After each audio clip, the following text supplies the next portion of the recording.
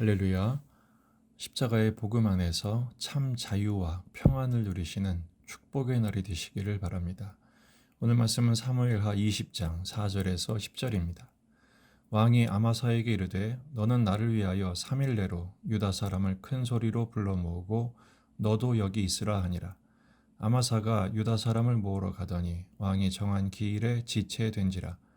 다윗이 이 아비새에게 이르되 이제 비그리 아들 세바가 압살롬보다 우리를 더 헤아리니 너는 주의 부하들을 데리고 그의 뒤를 쫓아가라.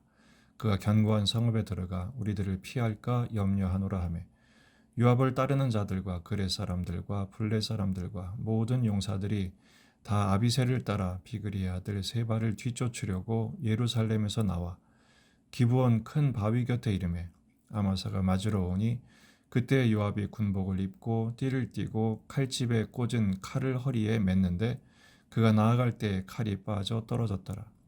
요압이 아마사에게 이르되 내 형은 평안하냐 하며 오른손으로 아마사의 수염을 잡고 그와 입을 맞추려는 채 하매 아마사가 요압의 손에 있는 칼은 주의하지 아니한지라. 요압이 칼로 그의 배를 찌르매 그의 창자가 땅에 쏟아지니 그를 다시 치지 아니하여도 죽으니라. 아멘. 본문에 계시된 주님은 어떤 분이신가?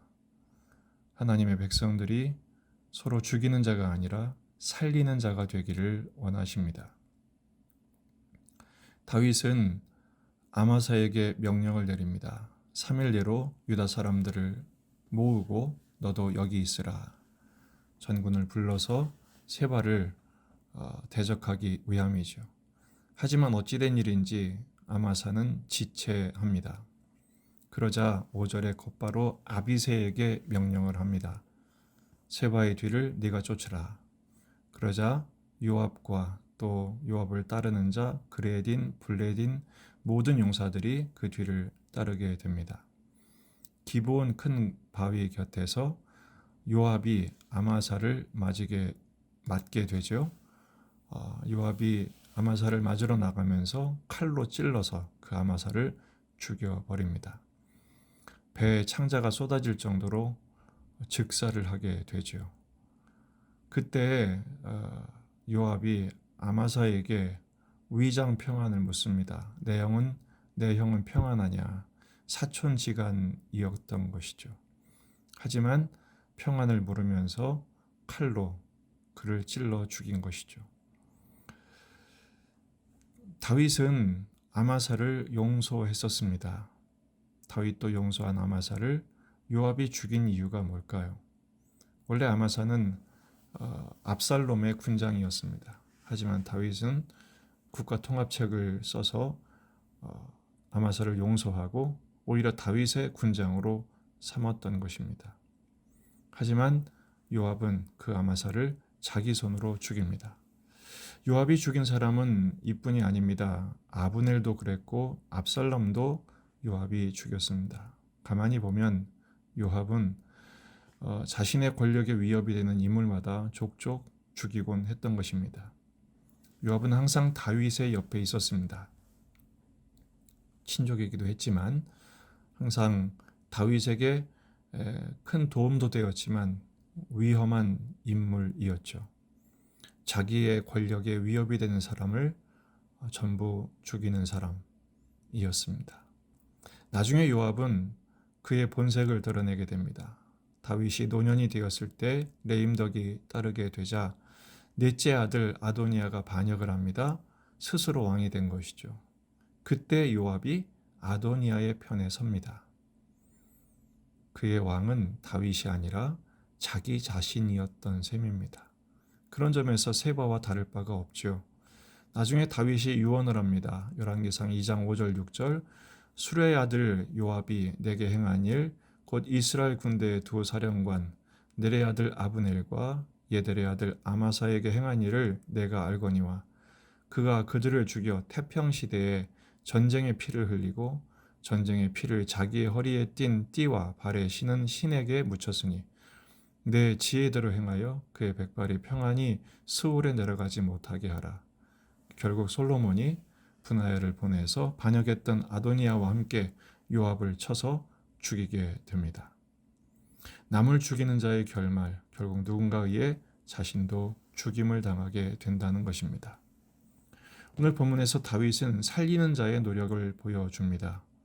아브넬도 그랬고 압살롬도 그랬고 아마사도 그랬고 다윗을 대적하는 사람들이었지만 다윗은 그들을 죽이지 않으려고 했습니다. 그토록 자신을 죽이려 들었던 사울조차도 다윗은 죽이려 하지 않았습니다. 그는 자신도 모르는 사이에 복음을 실천하는 자로 하나님이 붙드셨기 때문입니다. 하지만 요압은 죽이는 자의 대표입니다. 다윗의 왕권도 무시하고 자기 권력을 지키기 위해서 사람 죽이는 일을 서슴지 않았습니다. 율법을 악용한 것이죠. 바리새인들이 주님께 책망을 받은 이유가 뭡니까? 자기 의를 위해서 남을 비난하고 정죄하고 죽이는 자리에 섰기 때문입니다. 결국 요압은 자기도 죽임을 당하게 됩니다. 심은 대로 거둔 것이죠. 뿐만 아니라 사무엘하 20장 19절을 보면 그 지혜로운 여인에 의해 책망을 받습니다. 여호와의 기업을 삼키려 했다라는 책망을 받은 것이죠. 우리가 사람을 죽이는 정도가 문제가 아니라 여호와의 기업을 해치게 되는 것입니다. 한 사람은 여호와의 기업인 셈입니다. 예수님은 죽어 마땅한 우리를 위해서 대신 죽어주셔서 우리를 살려내신, 사랑하신 십자가의 복음을 우리에게 남겨주셨습니다. 복음은 살리는 소식입니다. 오늘 말씀의 교훈은 무엇입니까? 복음을 들은 우리들, 구원받은 우리들은 죽이는 자가 아니라 살리는 자가 되어야 합니다. 죽이는 율법이 아니라 생명을 살리는 복음으로 구원받았기 때문입니다. 따라서 복음의 열매를 맺어야 합니다.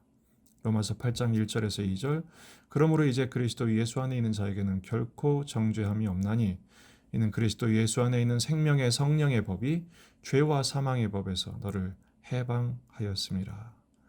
죽음에서 죄에서 우리를 해방하시고 살리신 이 복음을 받은 우리들, 이 복음으로 사람을 살리는 일에 쓰임을 받아야 하지 않겠습니까?